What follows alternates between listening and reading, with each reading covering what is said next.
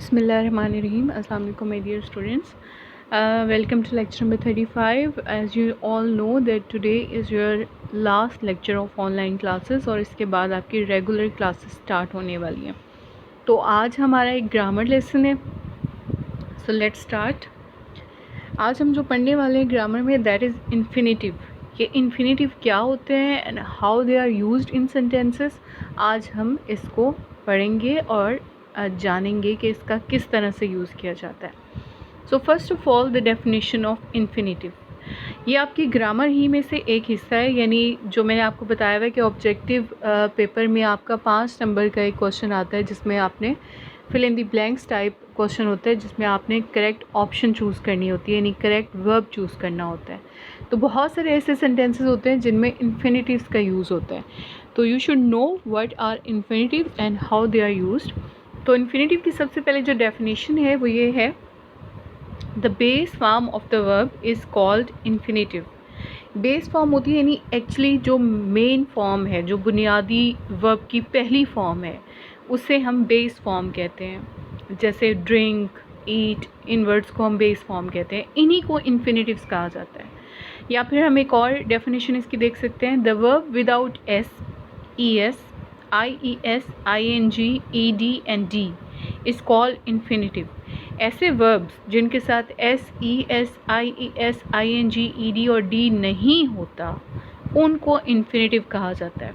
Examples नीचे दी हुई है, ईट, ड्रिंक, प्ले, वॉच. या सिंपल वर्ड्स में हम कहें तो जो वर्ब की पहली फॉर्म है उसे इन्फिनेटिव भी कहा जाता है. एक तो इसे बेस फॉर्म कहा जाता है, एक इसे इन्फिनेटिव कहा जाता है, एक इसे हम फर्स्ट फॉर्म कह सकते हैं. Okay, so now we are coming to the types of infinitive, यानी कितनी टाइप्स हैं इन्फिनेटिव की. वैसे तो हम इसे 4 टाइप्स कहते हैं इसकी, लेकिन आज जो हम डिस्कस करने वाले हैं वो मेन 2 टाइप्स ही हैं. जो दूसरी फॉर्म्स, जो दूसरी टाइप्स हैं वो एक स्प्लिट है फॉर्म, स्प्लिट इन्फिनेटिव. वो हमें अभी पढ़ने की ज़रूरत नहीं है, इसलिए जो हमारी मेन फॉर्म्स हैं हम वो पढ़ेंगे अभी. तो हमारी जो मेन टाइप्स या फॉर्म्स हैं वो 2 हैं, full infinitive and bare infinitive. Full infinitive क्या होता है उसको हम डिटेल से पढ़ते जाते हैं, क्योंकि जो चीज़ें रेलेवेंट हैं वो हम ज़्यादा फोकस से पढ़ रहे हैं.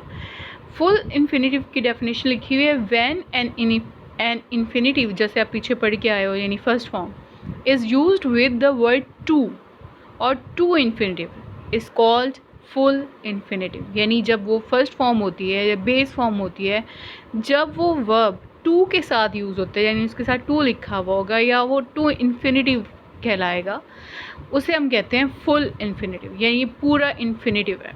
एग्जाम्पल्स हैं नीचे में सेंटेंसेस में हाईलाइट की हुई हैं, अंडरलाइन जो ब्लू कलर से हैं, that are the examples of full infinitive. I went to the shop. यहाँ पे वेंट जो है वो मेन वर्ब है, यानी चेंज हो रहा है, वर्ब की फॉर्म चेंज हो जाती है, लेकिन इन्फिनेटिव जो होगा वो फर्स्ट फॉर्म में आएगा. I went to the shop to buy some milk. अब यहाँ पे बाय देखें फर्स्ट फॉर्म है और साथ टू भी लगा हुआ है, इसलिए हम इसे फुल इन्फिनेटिव कहेंगे. एक और example, it was so sad to hear about your loss. अब यहाँ पे भी टू हेयर जो है वो फर्स्ट फॉर्म के साथ है और साथ टू दिया हुआ है. इन फॉर्म्स को हम कहते हैं फुल इन्फिनेटिव वर्ब कहें, फुल इन्फिनेटिव कह लें. अब है दूसरी एग्जाम्पल, दूसरी type. The word two is frequently use with infinitive. वैसे बहुत ज़्यादा यूज़ होता है, फ्रीक्वेंटली, मोस्टली यूज़ होता है टू फर्स्ट फॉर्म के साथ. But when an infinitive is use without to is called bare infinitive. Bare का आपको पता है, हमने पेयर वर्ड भी किया था जिसका मतलब है नंगा, यानी यहाँ पे हम इसका मतलब कहेंगे विदाउट, यानी खाली इन्फिनेटिव. तो बगैर किसी टू वर्ड के जो फर्स्ट फॉर्म आएगी वर्ब की, उसे हम बेयर इन्फिनेटिव कहते हैं. एग्जाम्पल देखते जाते हैं. आई सा देम स्टील द कार. बजाय जैसे पीछे हमने पढ़ा फुल इन्फिनेटिव में टू लिखने के, यहाँ पे सिर्फ वर्ब आएगा, टू नहीं आएगा. आई सा देम टू स्टील नहीं, आई सा them steel the car. I must visit my mother. अब यहाँ पे भी आई मस्ट टू विजिट की जगह आई मस्ट विजिट आएगा. आज जो हम पढ़ने वाले हैं वो बेयर इन्फिनेटिव है, क्योंकि बेयर इन्फिनेटिव में कुछ सिलेक्टिव वर्ड्स होते हैं जिनके साथ हम बेयर इन्फिनेटिव लगाते हैं, बाकी सब के साथ फुल इन्फिनेटिव यूज़ होता है. इसलिए हम वो चीज़ पढ़ेंगे जो कि कम जिनके कम वर्ब्स हैं, जिनके यूजेस कम हैं, तो हमें आइडिया हो जाएगा कि अच्छा इसके साथ तो नहीं आता फुल इन्फिनेटिव, तो इसके साथ बेयर इन्फिनेटिव ही आएगा। तो हम उन वर्ड्स को या उन यूजेस को अलग कर देते हैं ताकि हमें ये आइडिया हो जाए कि फुल इन्फिनेटिव कहाँ आएंगे और बेयर इन्फिनेटिव कहाँ आएंगे। तो आज हम डिस्कस करने वाले हैं बेयर इन्फिनेटिव। बाकी जो रह जाएंगे वर्ड्स उन सब के साथ फुल इन्फिनेटिव आता है, यानी बाकी सब के साथ टू यूज़ होता है। यानी अभी हम कुछ खास वर्ड्स पढ़ेंगे जिनके साथ टू यूज़ नहीं होगा। So what are these uses? First of all, bare infinitive किस किस के साथ यूज़ होता है? Number 1, after models. ये मॉडल्स क्या होते हैं हम आगे पढ़ेंगे। मॉडल्स के बाद बेयर इन्फिनेटिव आएगा। Number 2, after certain verbs. कुछ ऐसे ख़ास वर्ब्स हैं जिनके बाद आप टू नहीं लगाओगे। अगर 2 वर्ब्स दिए हुए हैं, एक मेन वर्ब है और उसके बाद एक और वर्ब आ रहा है, तो अगले यानी दूसरे वर्ब के साथ आप टू नहीं लगाओगे। अगर वो फर्स्ट फॉर्म है तो फिर हम टू नहीं लगाएंगे। बट या एक्सेप्ट आ जाए आपके सेंटेंस में, फिर भी आप टू नहीं लगाते वर्ब के साथ। हैड, बेटर, रादर और बेटर आ जाए सेंटेंस में, तब भी हम टू नहीं लगाते वर्ब के साथ। ये हैं इसके यूजेस। अब हम वन बाय वन इनको डिटेल से एग्जांपल्स के साथ देखते हैं। What are models? और मॉडल्स के बाद टू नहीं लगता। ये मॉडल्स क्या हैं? Can, could, may, might, shall, should, will, would, do, did या डज, नीड और इस तरह के जो मॉडल वर्ब, जो हेल्पिंग वर्ब्स हम इन्हें कहते हैं, इनके बाद टू नहीं यूज़ होता, सिंपली फर्स्ट फॉर्म यूज़ होती है। तो अब हम बढ़ते हैं एग्जांपल्स की तरफ। इससे आपको और ज़्यादा क्लियर हो जाएगा कि किस तरह से यूज़ नहीं होता टू। अब पहली एग्जांपल देखें तो you should tell her how you feel. अब यहाँ पे मैंने हाईलाइट किया हुआ है थोड़ा सा, जो पिंक सा कलर है उसमें हम कह सकते हैं कि वो मॉडल्स हैं। जो ग्रीन कलर हैं वो हमारे इन्फिनेटिव्स हैं, बेयर इन्फिनेटिव्स हैं। शुड आ गया इसलिए हमने टू नहीं लगाना। यू शुड टेल, शुड जो है वो एक मॉडल है। ही कैन गो बजाय he can to go use करने के, ही कैन के बाद फ़ौरन ही हमने इन्फिनेटिव लगा दिया, बेयर इन्फिनेटिव।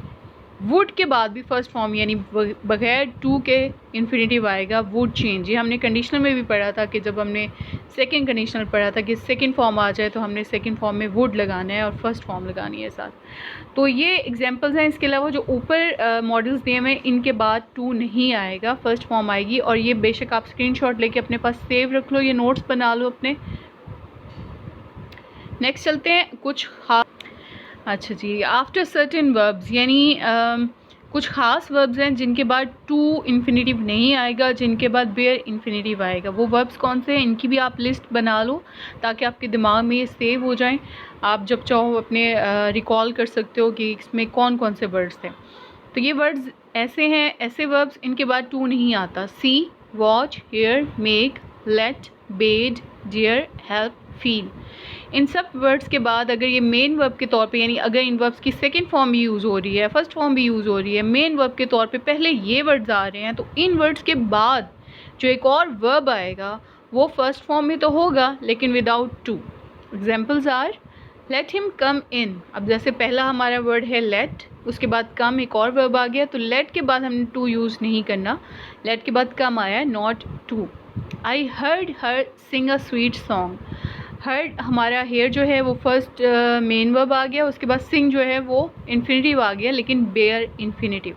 वही बेड हिम स्मोक, बेड होता है मना करना, किसी को रोकना, हमने उसे स्मोकिंग से मना किया, तो बेड यानी मना किया, ये मेन वर्ब हो गया, और स्मोक एक फर्स्ट फॉर्म के साथ वर्ब आ गया लेकिन विदाउट टू, और इसे हम बेयर इन्फिनेटिव कहेंगे। एक और बात कि यहाँ पे ING भी यूज़ हो सकता है, यानी हम इसे पार्टिसिपल भी कह सकते हैं। आई हर्ड हर सिंगिंग अ स्वीट सॉन्ग भी सही है, वी बेड हिम स्मोकिंग भी सही है, लेकिन हम क्योंकि इन्फिनेटिव्स पढ़ रहे हैं तो इसलिए हम फर्स्ट फॉर्म का यूज़ ही पढ़ रहे हैं। नेक्स्ट है एक्सेप्ट। जब आ जाएगा आपके सेंटेंसेस में, examples are as below. You have no other way except choose this option, यानी आपके पास इस ऑप्शन के चूज़ करने के अलावा और कुछ नहीं रहा। ओके, तो you have no other way except choose this option. Choose जो है वो फर्स्ट फॉर्म आ गई विदाउट टू। एक्सेप्ट हमारा वो जो वर्ड था जिसके बाद हमने नहीं लगाना।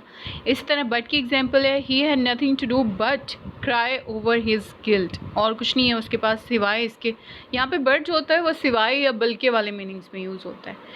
ठीक हो गया। अब यहाँ पे भी बट के बाद टू क्राई नहीं, सिंपली क्राई या बेयर इन्फिनेटिव यूज़ हुआ है। Next last but not the least, ये वर्ड जो हैं इनके बाद भी टू नहीं आएगा। शी हैड बेटर या रादर या बेटर इस मीनिंग में यूज़ होगा। ये वर्ब के तौर पे यूज़ होते हैं जब भी सेंटेंस के स्टार्ट में आ जाते हैं, और इनको हम अगर ट्रांसलेशन करें तो इसका मतलब होता है बेहतर होता। हैड बेटर का मतलब है कि बेहतर है, और रादर का मतलब होता है बजाय इसके या इससे बेहतर वाले सेंस में। और बेटर का मतलब भी वर्ब के तौर पे आता है इन सेंटेंसेस में, और बेटर का मतलब भी होता है बेहतर होता वाले सेंस में। तो ये बजाय कि एडजेक्टिव की फॉर्म के लिहाज से जैसे गुड बेटर बेस्ट होता है उस तरह से नहीं, बल्कि वर्ब के तौर पे आते हैं, ये हेल्पिंग वर्ब के तौर पे। तो तब हम इसके बाद जो वर्ब लगाते हैं उसको भी हम बेयर इन्फिनेटिव के साथ लगाते हैं, यानी without to. She had better stay tonight here, had better आ गया इसलिए हमने स्टे लगाया, टू स्टे नहीं लगाया। You rather work more passive, rather आ गया इसलिए हमने फर्स्ट फॉर्म लगाई है लेकिन without to. We better move to home, बेहतर है कि हम घर चले जाएं, उस सेंस में आ रहा है, तो इसलिए बेटर के बाद भी फर्स्ट फॉर्म है लेकिन विदाउट टू। तो ये थी कुछ एग्जाम्पल्स। ये बहुत ही शॉर्ट्स का इसका यूज़ है, लेकिन बहुत सारे ये वर्ड्स जो हैं ये आपको तैयार रखने पड़ेंगे, इनका ख्याल रखना पड़ेगा, क्योंकि एग्ज़ाम में आपको इनमें से कोई भी एक वर्ड दे दिया जाएगा और उसके बाद आपने वर्ब की फॉर्म लगानी है। और ये आपकी स्ट्रेटजी पे है, आपकी प्रीवियस नॉलेज पे आपने कितना अच्छा तैयार किया हुआ है, तो आप इनको देख के आइडिया लगा सकते हो कि इसके बाद टू आएगा, यानी टू इन्फिनेटिव आएगा या बेयर इन्फिनेटिव आएगा। तो ये आपने तैयार कर लेने हैं। बेशक आप स्क्रीनशॉट ले लो, इसकी एक्सरसाइज आपको भेज दी जाएगी आज, और उसमें मैं मिक्स करके दूंगी, यानी ऐसे वर्ड्स भी हो सकते हैं जिसमें आपने फुल इन्फिनेटिव लगाना होगा उन वर्ड्स के बाद, और ऐसे भी हो सकते हैं जिनके बाद आपने बेयर इन्फिनेटिव लगाना है। सो आपने अच्छी तरह से इसको रिवाइज़ कर लेना है। बेशक आप स्क्रीनशॉट ले सकते हो और इन चीज़ों को सेव रख सकते हो अपने पास, इनके नोट्स बना लिया करें, ताकि आपको दोबारा अगर इनमें से कोई चीज़ स्किप हो जाती है, दोबारा नहीं पढ़ाया जाता, तो आपकी ये चीज़ें मिस ना हों। ओके, टेक केयर, अल्लाह हाफ़िज़।